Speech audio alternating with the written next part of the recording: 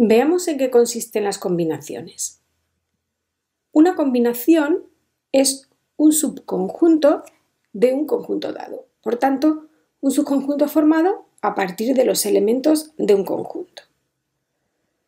La característica fundamental de las combinaciones es que dos de ellas son distintas únicamente si tienen distintos elementos. Como subconjuntos que son, no influyen en ellas el orden en el que estén sus elementos. Consideremos un conjunto S de n elementos y sea K un número entero no negativo menor o igual que n. Las combinaciones de los n elementos de S tomados de K en K son los subconjuntos de S de K elementos. Al número de combinaciones de n elementos tomados de K en K lo notamos de esta forma: una C mayúscula, un subíndice de n y un superíndice de K. Este número se obtiene de considerar las posibles variaciones de los n elementos de S tomados de K en K, que es el cociente entre n factorial y n menos K factorial, y eliminando por cada una de dichas variaciones las que están formadas por los mismos elementos dispuestos en distinto orden, ya que para las combinaciones, como no nos importa el orden, corresponden al mismo subconjunto de S, y estas últimas son las permutaciones de K elementos, que son K factorial. Por tanto, las combinaciones de n elementos tomados de K en K es el cociente entre las variaciones de n elementos tomados de K en K y las permutaciones de K elementos. Sustituyendo las fórmulas correspondientes, nos queda en el numerador n factorial y en el denominador el producto de K factorial y n menos K factorial. El número de combinaciones de n elementos tomados de K en K se representa también por esta expresión que tenemos aquí escrita, denominándose a este valor número combinatorio o coeficiente binomial y leyéndose de la forma n sobre K.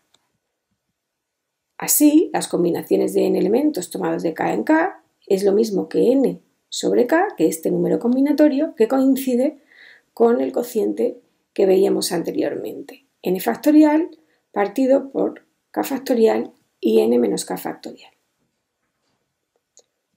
Algunas propiedades básicas de los números combinatorios son que n sobre 0 y n sobre n es igual a 1, n sobre 0 corresponde a el número de subconjuntos de un conjunto S de n elementos, subconjuntos de 0 elementos, que es solamente hay uno, que es el conjunto vacío, y n sobre n corresponde al número de subconjuntos de tamaño n de un conjunto de n elementos, por tanto, al propio conjunto, solamente hay uno.